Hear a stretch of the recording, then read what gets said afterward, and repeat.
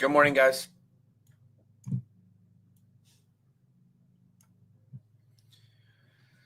So Netflix, nice gap down.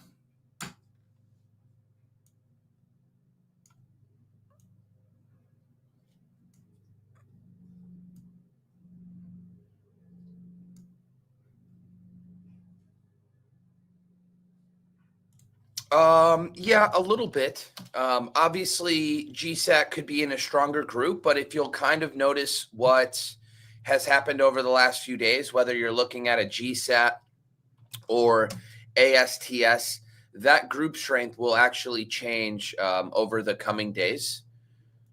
So, again, you have to be a bit comfortable playing these sort of bottoming setups. If you were, then, I thought PL was viable yesterday.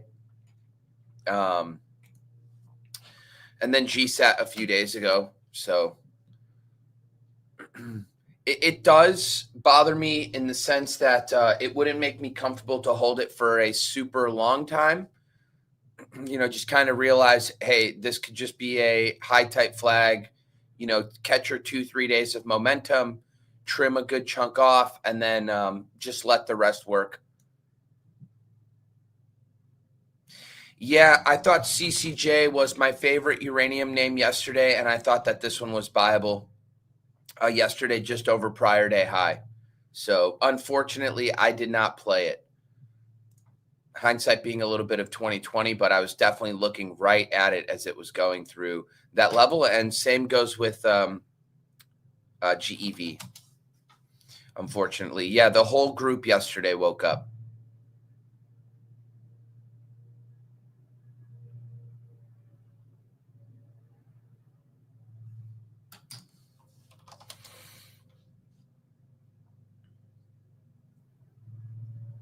Okay, so when that happens, and they've got them as metal fabrication like CRS.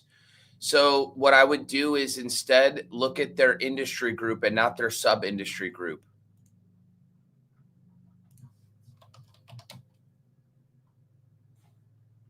Yeah, ISRG super tight. Not bad. Not bad.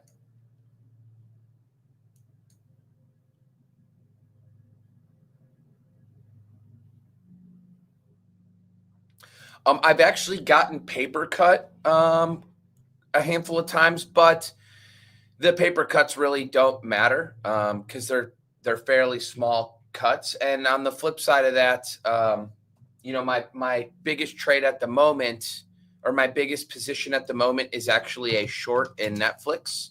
I shorted this thing as it was going into a stage 4 downtrend.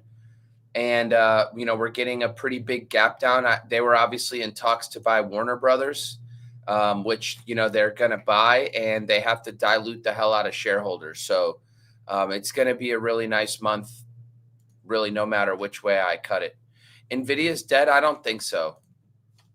It's underneath the 50 simple moving average for now, so maybe not the best scenario. But I don't know that it's dead. Right? I mean, maybe. Would I consider getting in Caterpillar again? Yeah, maybe down the road. I don't know that I'm going to find as nice of a setup as I had, but this one kind of sucks, honestly, the fact that I got shaken out of here, but whatever.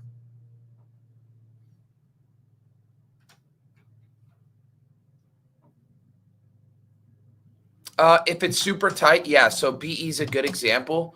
So if you're buying over prior day high, you can absolutely use prior bar low. Just know what your stop is. And in this scenario, it was 5%, right? So if you have a, call it 8% position, you're risking roughly 0.4.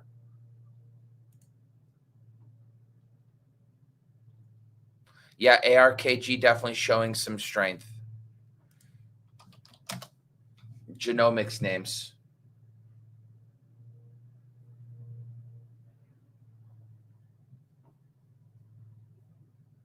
Yeah, NVIDIA could definitely, go lower. I have no dog in the fight, but if they're back above the 50 simple moving average, then that'll be good. Shopify, not bad. Definitely has built some higher lows. I don't love it just yet. This is just like very sloppy here. right? I need something a whole heck of a lot tighter.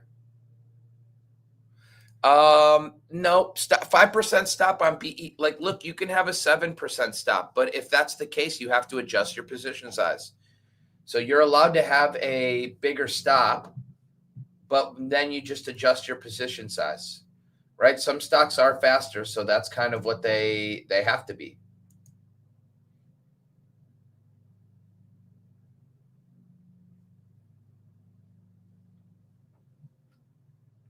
What are the top 3 characteristics of the most used setups entry point? Very easy to enter early on or late. Please give some examples. So I would say a handful of the characteristics of my most used entry setups is a very definable entry, right? Yeah, it has to be. And again, I guess that's very simplistic to say. So like one of the characteristics of that entry point is they'll go on to work quickly, and that's how you know it could be a really good one. It's a very definable setup. Like it just, exactly what you're looking for, a break over prior day high as a 5-minute opening range break. The best setups tend to be in leading groups. So that's very important as well to remember. They tend to have if it's like a flat pivot, they tend to have a pickup in volume because you're not the only one who sees that entry. That's a good one, man. I'll have to think about that a little bit more, but yeah, not a bad question.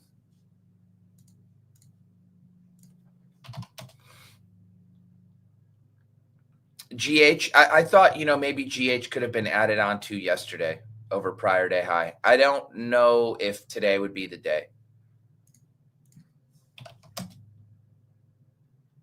Yeah, that was a good question, dude. I don't know. Characteristics of my most used setups entry point. Yeah, most of the time, like let's call it as a flat base breakout. Most people can see the setup. It's in a good group.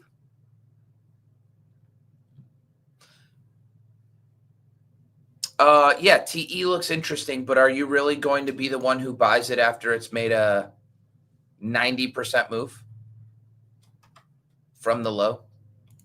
Are you really going to be the one who buys this? It's literally up like 100% in 8 days. You think this is good for a swing up here after it's up 100%, or do you want to catch 100% moves? Unity's interesting.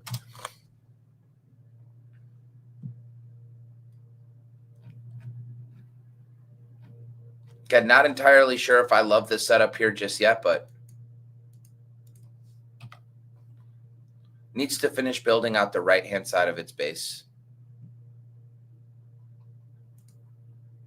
Why I decided to not pull the trigger on CCJ, no real reason.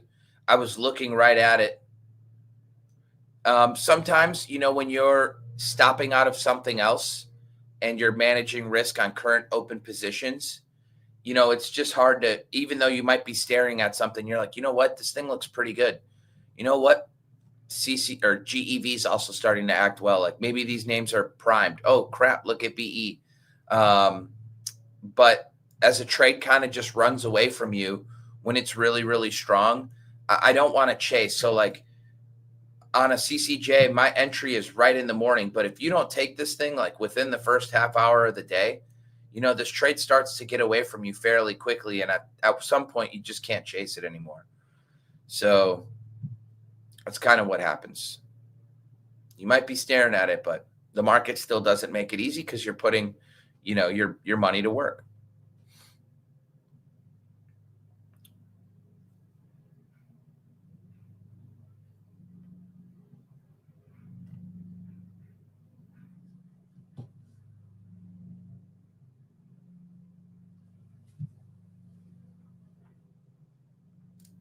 I have Iron, Netflix, Tesla, XOM, and I closed Oklo and Rigetti yesterday, and FSLR.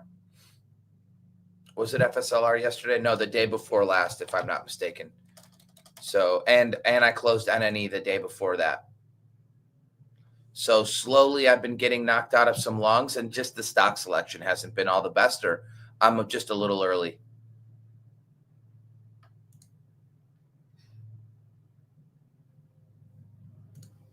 HPE got whacked, Hewlett Packard. It did. Am I missing something? Oh, yeah, on earnings.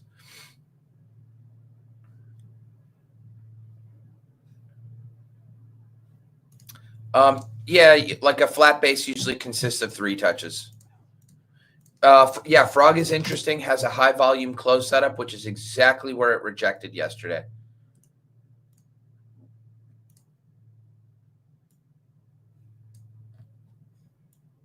Yeah, Frog. Frog. I was thinking of Lemonade.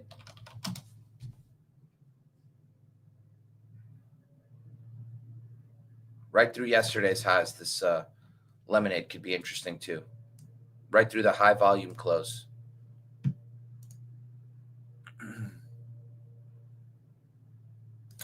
For a beginner, would you recommend Louis' approach? I'm assuming we're talking about the same Louis, of trading only one single setup. What Kulamagi shows in his swings. Yeah, here's the reality with that. If you just trade one single setup, the problem that ends up happening is the market isn't always giving you that setup. So if the market's not giving you a flat base breakout or a high type flag or earnings gap ups, what do? Well, obviously you study other setups so that you can trade those as well. But yeah, I think that's kind of the issue. That's kind of the issue. You are sometimes waiting for a really long time.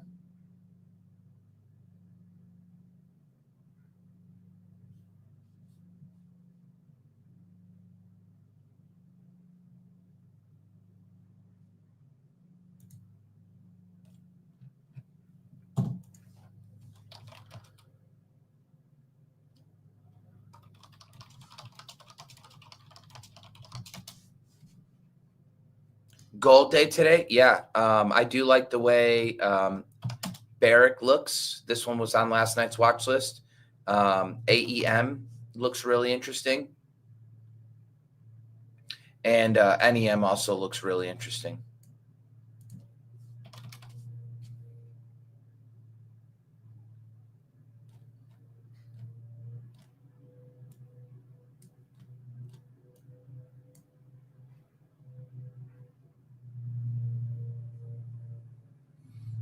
Let's see if I could get myself in there. Any particular news for why the market is dropping so quickly? Nope, not that I see. But the market has done this the last few days. So, just kind of more of the same, right? Look at all these pullbacks we've had, and they get bought right back up. So maybe just more of the same. Hard to say.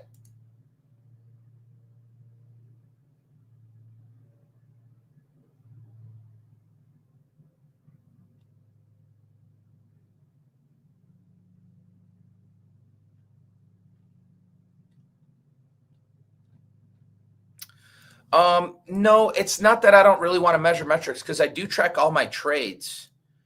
But what I don't really want to do is,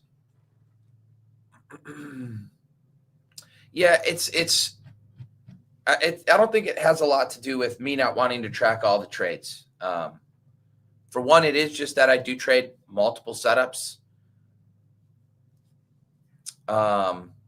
And technically, yeah, my charting software for all my trades, it does track all my metrics. It's just that, remember, there is a lot of, as systematic as I try to be, there is still a lot of discretion within trading. So, yeah, I don't know, man. It's tough to answer. I don't know that it's necessarily true because I do track pretty much all of my metrics. I mean, I even know what time of the day I trade best. I know what day of the week I trade best. I know how long I hold my trades for. I know my average position size. I mean, I know everything. So I do track all of my metrics to the T.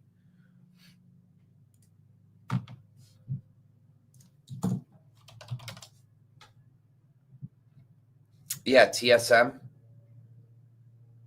Yeah, slight little gap down with the market this morning, which is good.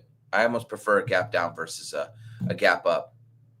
FSLR is a little interesting as a possible higher low. Just needs to continue to hold the 50 simple moving average. VRT is another one that I do find pretty interesting as well. Yeah, FSLR just needs to hold above this 50 and ideally above 240.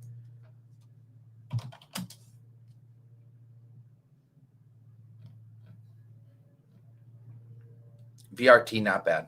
Just a little sloppy on this right-hand side. Still needs to just tighten up a little. Yeah, the real's not bad. REAL's not bad. New gold, yeah, in the right group at the moment. These gold names are just still continuing to hold up. Not bad. NXT, yep, NXT is pretty interesting too. Solar stock.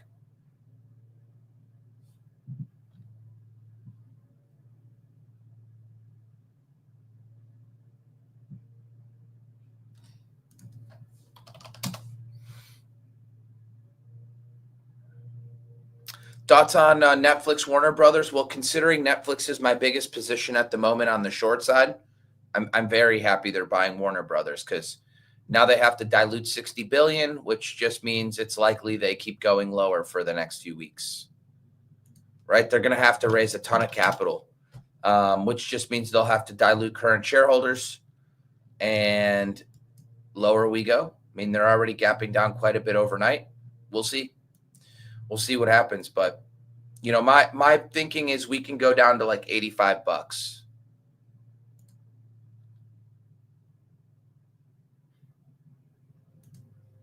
No, I haven't shorted QUBT, but if the market stays heavy, I definitely do want to short this one as it makes its way back through the 200, which is basically where we're at now. 1338 is the 200 simple moving average, and we are just about 6 cents underneath that at the moment. So, yeah, definitely looking to reshort this turn. A lot of these stocks yesterday, it didn't feel like it was a new uptrend for a lot of these names. It felt like it was a bit of degrossing.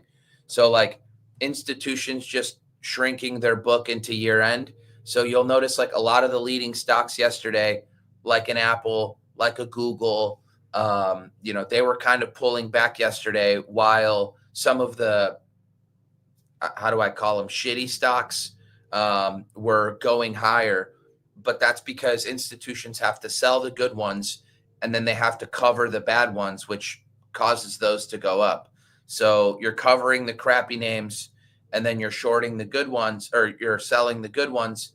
That kind of gives you that like inverse effect, right? Where you'll see Apple coming down, that's institutions selling off some Apple, and then you'll see like Rigetti squeezing like crazy yesterday. That's institutions covering their Rigetti. So it's kind of what it felt like yesterday.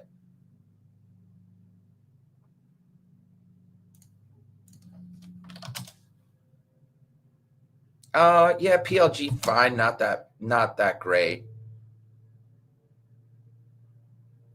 MUX okay. Here another metal name that looks like Hecla, okay, fine. But like ATI, this is a nice base. It's probably a really nice metal name.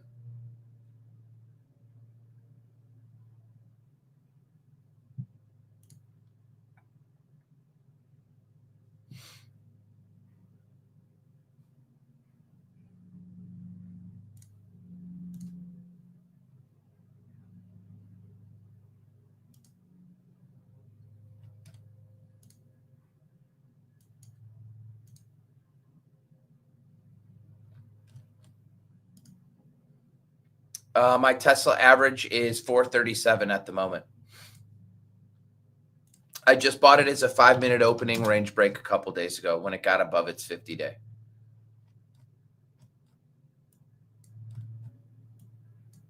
Right in here.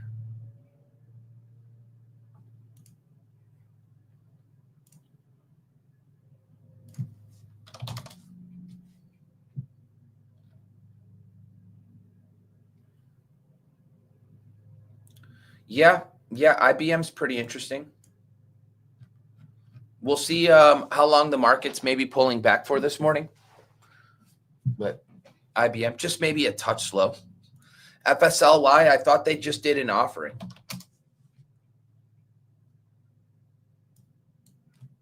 Did they hold up after that offering? Yeah, they kind of did. Not bad. Not bad. AEM definitely looks interesting. Gold and silver look pretty good. Gold in particular looks pretty damn good to me. We'll see if it ends up going higher, but it looks like it is trying to go higher. It's gapping up overnight. It's fantastic. No, if I have no cushion going into earnings, I keep a hard stop, or I'll exit completely if I have no cushion before earnings. Last thing I really want to do is to get caught in a gap down.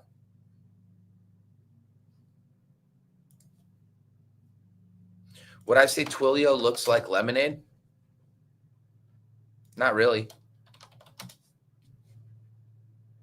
I mean, I guess maybe like a teeny tiny bit, but not a ton.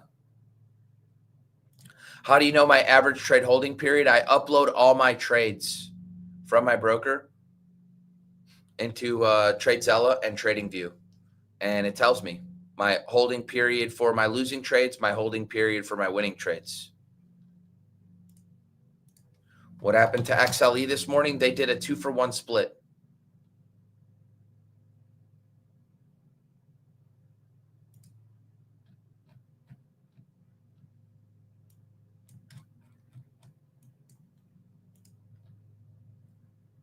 EXPE, Expedia.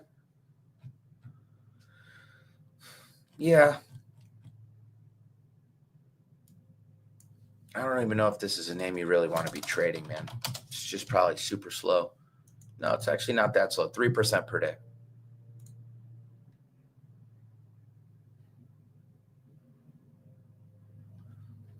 Yeah, SMX is not one that I would be trading personally.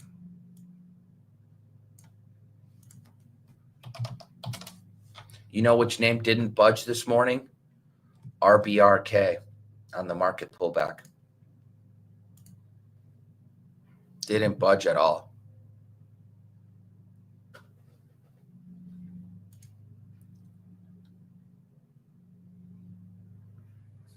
Thanks, Oz. No, I'm not really considering selling Tesla because, one, it's not that big of a position, and I'm trying to build myself into a bigger position here. So, yeah, I'm not really looking to sell this name. I'd rather cut it for flat, to be honest with you.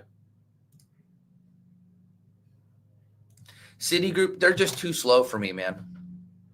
You know, yeah, I saw the setup. So, and I mean, I suppose I could have traded it, but just too slow.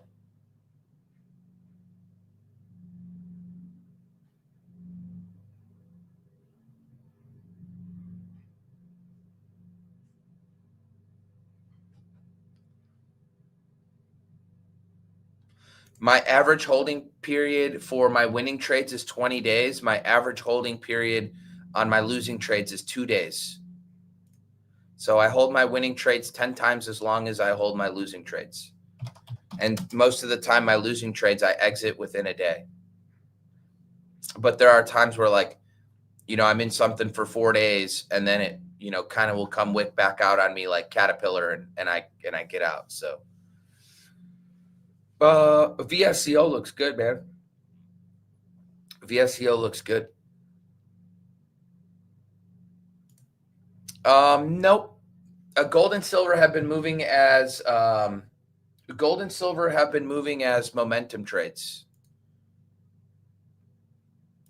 So my stop is lagging moving averages are exactly that. So when price comes on and bounces off of a key moving average, and then new moving averages come out underneath. So like, let's just say something bounces at the 10 and then something bounces again at the 20.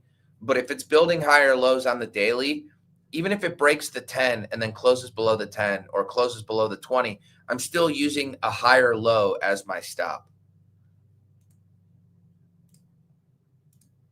I actually thought Intel was shortable yesterday. So I thought 42.50 was a good spot to short. right? It was the rejection of this left side peak. I talked about this in the room. I personally thought this was a good spot to try the short.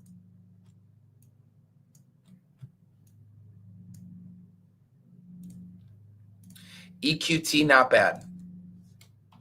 I love this cup and handle. We'll see if it ends up actually working. But obviously, small little gap up this morning. We'll see what ends up happening.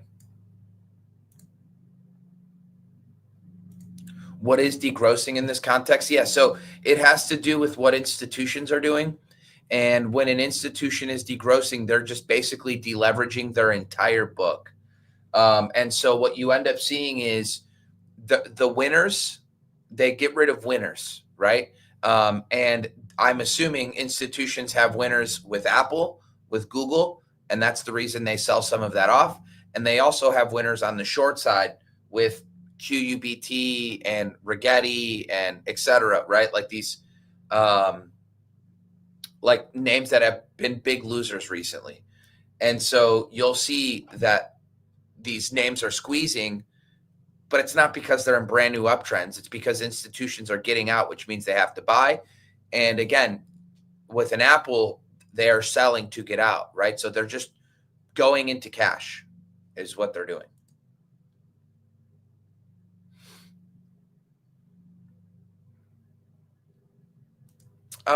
Yeah, I would focus on like mid and large caps, honestly. Especially if you're starting out, like it's super hard to trade like these volatile, low float, no revenue shit stocks. Like if you're a bullish bias trader, you want to focus on like real companies with a real product because they generally float higher. So like you get a really nice technical setup. It's in a good group. They make real money. You're more likely to see it go up and like build that confidence versus like trading some shit stick stock that goes like 50% move in a day and you're just paper cutting yourself to death. And that kills the confidence. So yeah, Tesla's gapping down with a bunch of other names right now. I mean, it's just like a market move more than anything.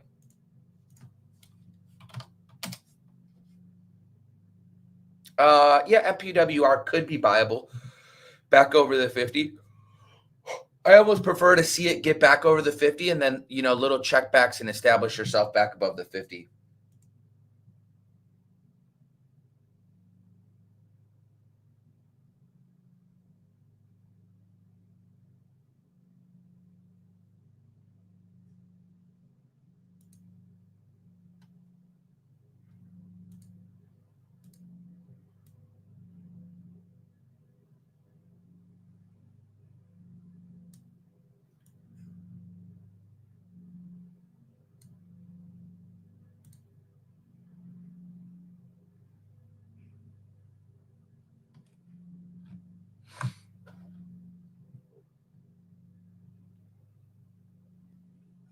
I personally prefer QUBT, but tomato. I'm still short iron at the moment. As long as it's above the 20 SMA, I'll remain short. Could this thing bounce and get to the 20 today? Yeah, maybe. But for now, I'm just still short.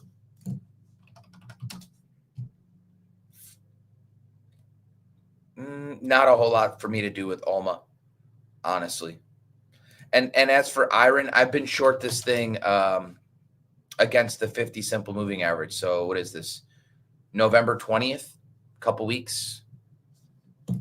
I have a few brokers. E-Trade's my main one, IBKR, and Centerpoint. Yeah, gold very tight yesterday and trying to push higher. MP, I almost bought some yesterday, man. I almost bought some yesterday, taking out a prior day high. So like right in here would have been.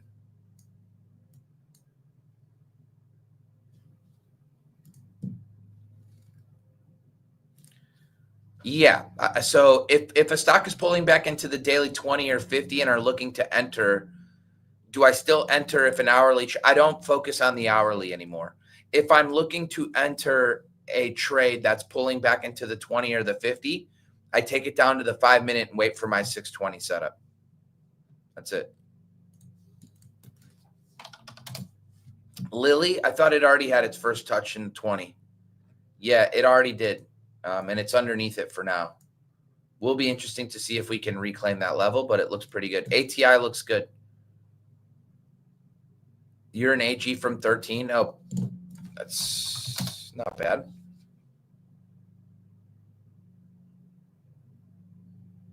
And sold half on the 3-day high 1, 2, 3. Beautiful.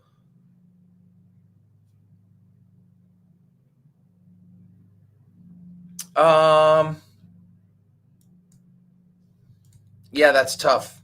That's tough. Not one that I really would have wanted to get rid of completely, but I don't blame you, man. Offerings are no good. Yeah, Path definitely has my interest. These earnings gap ups definitely have my interest. LRCX is nice.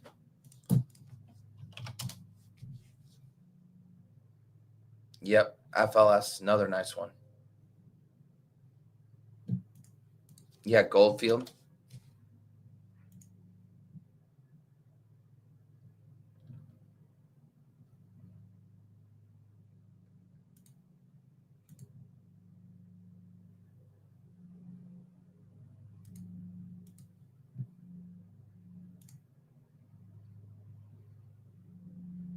It depends. So if my plan was, like if I moved up my stop and then price comes down to my stop, I don't readjust my stop to my original level to take red. My idea is always to try and improve my worst case scenario, which could mean, like, let's say I was risking, 20 grand on a trade. Okay, fine. And then price, and then over a few days, I'm in the green and I'm like, okay, now I'm going to bring my stop up to break even. Well, if like 2 days later, price comes and hits my stop, I don't go, well, I'm going to wait a minute and I'm just still going to risk the original 20 grand that I was going to risk the first time. Like, no, that's not how I trade. My goal is to always improve my worst case scenario every time I, get into a trade, and I try to improve it as quickly as possible. Sometimes that's through trimming a piece off. Sometimes that's through adjusting my stop. How many trades per year do I take on average? I think this year's been like less than any other year. But I would say if I don't count the beginning year, year and a half of my career, like 350. This year will probably be like 250. It seems like a trade a day, basically. Sometimes a little less, sometimes a little more. That's what it feels like, but about on average. I mean, it was like 3 months ago, or maybe even in like August or September, I'd have to look, where I only took like 17 trades that month. So no, I haven't used TC2000. If you have a 5 to 10K account, do you think one should trade at bigger positions, like 1 to 2 names? No. Here's the reality. If you only have a 5 to 10K account, my assumption is you're a newer trader, right? Which is totally fine. But I don't think that you should take bigger positions as a newer trader, right? If anybody's going to take bigger positions, it's going to be a more experienced trader, not somebody who's got a newer portfolio and a newer trader. Because if you're a veteran trader, your portfolio should be a heck of a lot bigger than 5 to 10K, right? Because you've been able to grow it a whole lot bigger. But if you're a newer trader and you've got $10,000, you should not take bigger positions. You're just not emotionally equipped to, you just don't understand what you don't understand. So like taking bigger positions, that's just only going to make you uncomfortable. So I don't recommend that at all. I would just say to yourself, if you have a 10K account, maybe do 15% positions, which is like $1,500 positions on your 10K account, not $5,000 positions, $10,000 positions on a 10K account. I mean, that's just like looking to blow it up and like totally ruin your confidence before you've ever even gotten started. No good. What would make me go iron the other way? It would have to get back above the 20 simple moving average and even the 50-day. It would have to reestablish itself and tighten up. And then I would look at it potentially for a long. But I'm not really looking to go bottom fishing on a name where the 50 is flattened and the 20 is coming down. Yeah, Reddit. I'm for now just kind of looking at this. What is it? 231 level.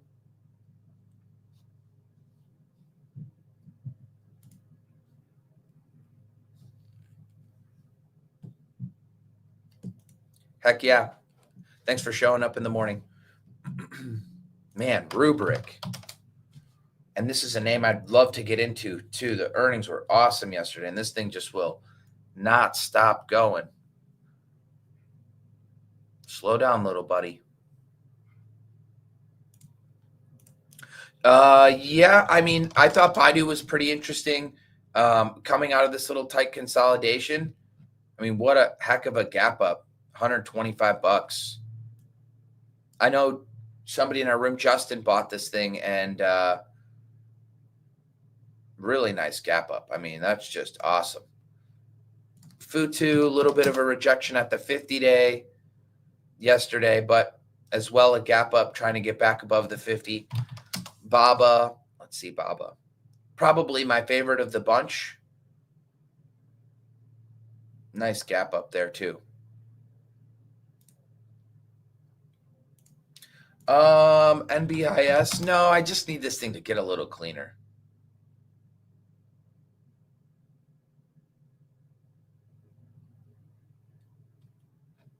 Yeah, I tried buying this UNR and then I got stopped out and it's just been bouncing around higher this whole time. Don't hate it, don't love it. IBKR, that's actually why I opened up an account there already.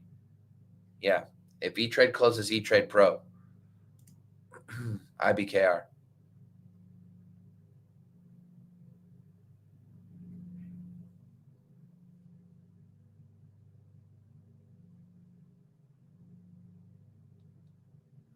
A 620 setup is just on a 5-minute chart, and it's just when your 6-period moving average crosses above your 20. I learned that setup from Gil Morales.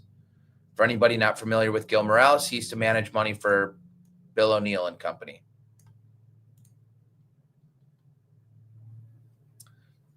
Yeah, that's all it is. A 620 setup, again, just a 6-period moving average crossing back above the 20.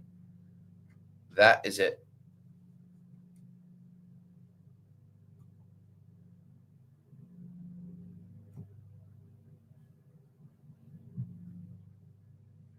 Oh, VSCO. Wow. Yeah, 48.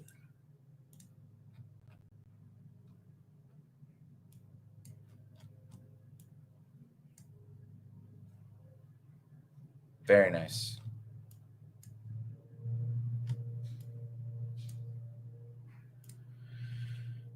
Oh, Rubric's very interesting gapping up on earnings.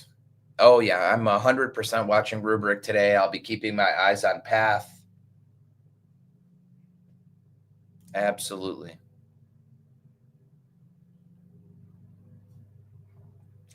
I'm not seeing a ton with the healthcare insurers, but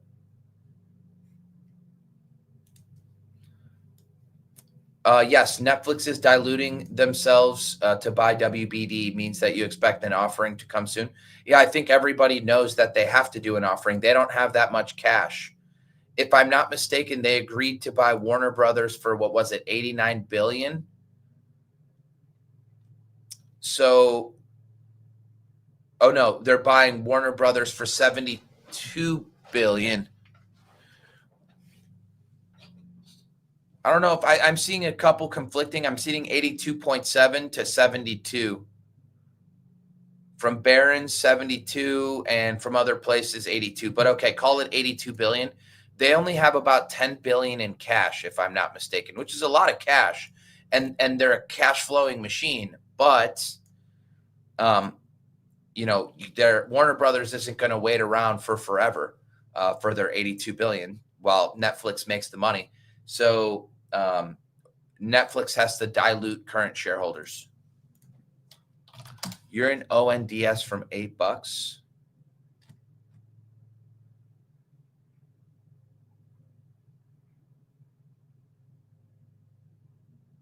Well, I thought so. I'm assuming you bought this thing as it was turning up on Wednesday.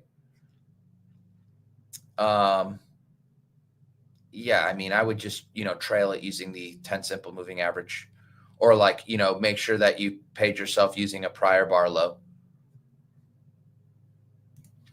Well, a lot of the things that the reason that I wanted to buy an MP yesterday was because I saw what was going on in a lot of the beaten up stocks, right? I saw what was going on in Rigetti. I saw what was going on in IONQ. I saw what was going on in QBTS.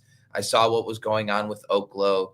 I saw what was going on in Cypher. So, and then you just take it a step further. Like you should have noticed what was going on with USAR and CRML and UAMY, and they're just squeezing these names back up. So MP was just a simple break over prior day high. After you had made a really big move down, you just consolidated and built higher lows and just taking out prior day highs. So about $60 was the entry, and now you're at 63.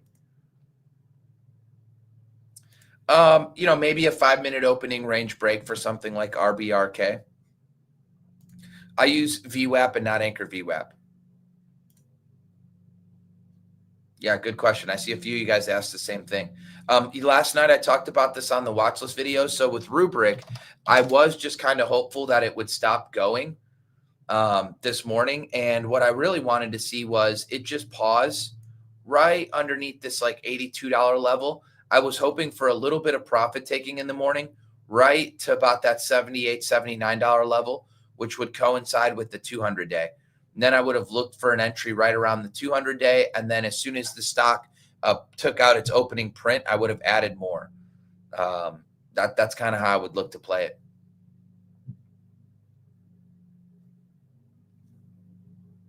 Well, silver's been acting better. Gold's a little tighter at the moment. Yeah, Oracle's another one of those. It's in a downtrend for now. And yes, we did just reclaim the 200. So can it continue higher? Maybe, probably. But for now, it's in a little bit of a downtrend.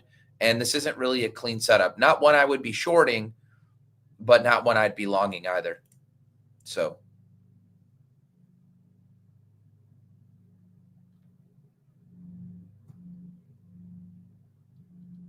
Yeah, VSCO, big gap up. AEO has been pretty strong. Urban Outfitters has been pretty strong.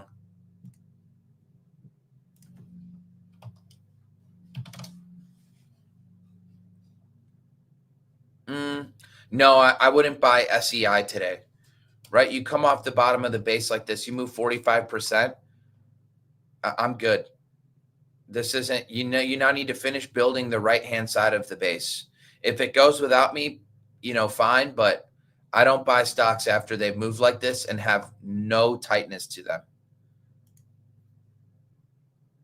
Yeah, there are moments when a stock has earned the right for me to trail using the 50 simple moving average.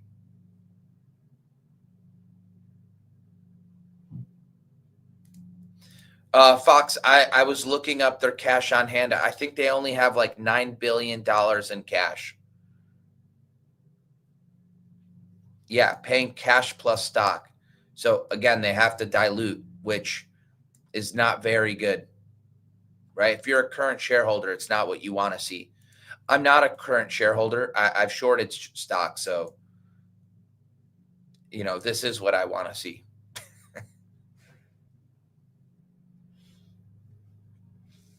Is there a book or a course? No, I don't. I did a video course with IU and just covering the flat base breakout. But I don't have like a book or anything like that. So, oh man, IBP, beautiful base. IBP is pretty nice, and so is BL. What is it? A BLD. Yeah, this IBP is pretty damn awesome.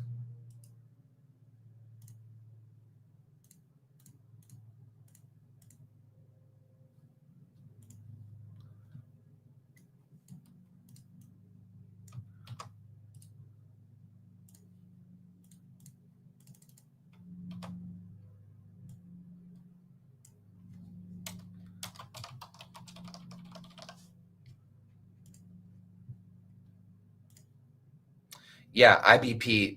Love the setup at the moment. Looks very nice. I don't know, Scott, because I don't day trade, so I couldn't tell you. You want a good software for day trading, Center Point's going to be more your speed.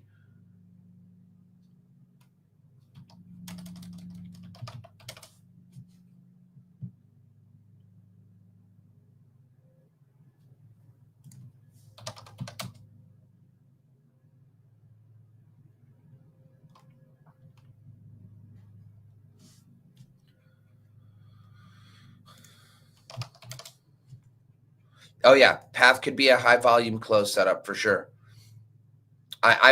This would be my preference. Market pulls in today a little bit, gives us an inside day, Monday, good to go. That would be like the best case scenario. For taking something like BE was perfect yesterday. Yeah, if you took BE, if I took BE yesterday and I had like a 105 average, my stop would be break even. There should be no reason I would hold this thing all the way to red. At the worst case scenario, it's a flat trade.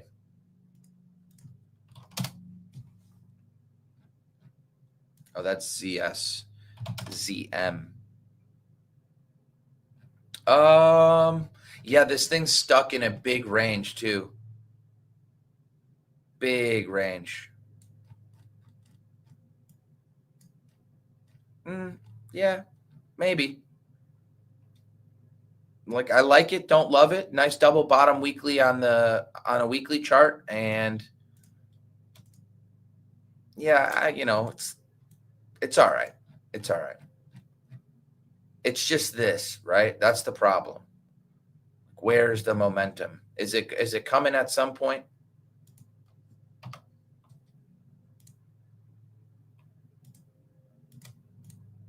Maybe. Thoughts on Hood? I like Hood. I like Hood a lot. But I don't know that this thing's viable today. Again, we're gapping down a little bit, which is good. You're just straight up off the bottom. Like, how do I show up and buy this thing? Right? It's up 35% in like 2 weeks. It's just so hard to buy this thing.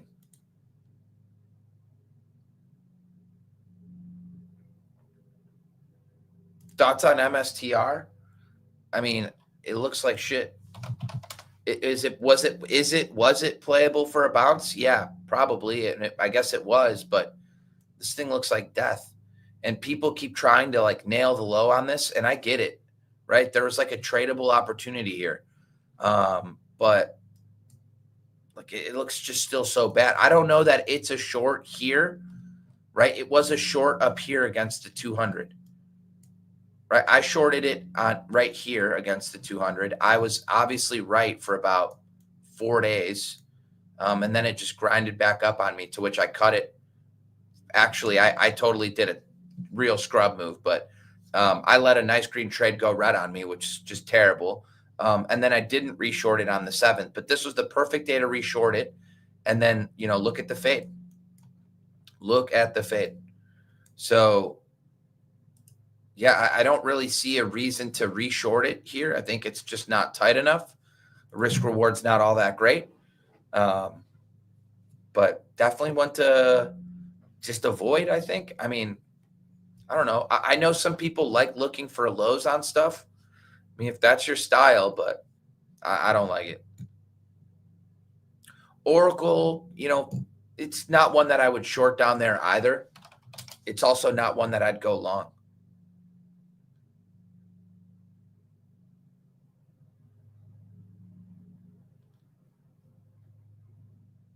GH I thought was for yesterday. Like GH I thought was playable as a higher low setup yesterday. I don't know about this one today. Right? The entry was like this 107, just a break over prior day high. So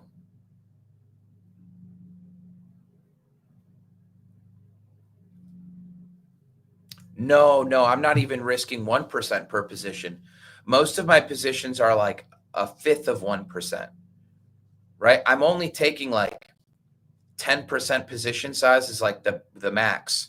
And even when I do that, and normally I've like been building myself into that. Like I'm not usually comfortable taking 10% positions until we get an actual correction in the market. So I've been kind of keeping my position sizing a little bit smaller. And then, if I'm taking like a 10% position and I've got like 4% risk, I'm really risking 0.4, right? So not even a half of 1%. Much better mentally.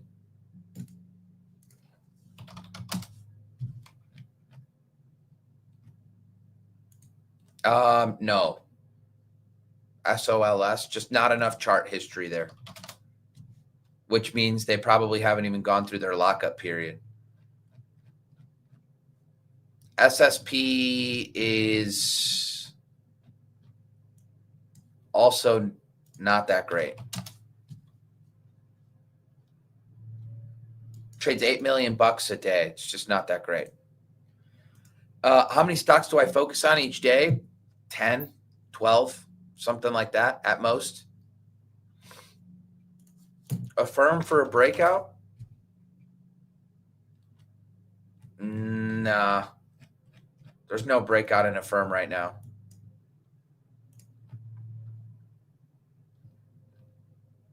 All right, guys. Much love. Hopefully you guys all have a super safe weekend out there. I will see you guys on Monday. Thank you guys as always for the million questions and for showing up. I will see you guys. Trade them well today. You don't have to do a ton. Don't ruin your weekend at least. Right? Take it easy out there. And I will see you guys on Monday morning. Later.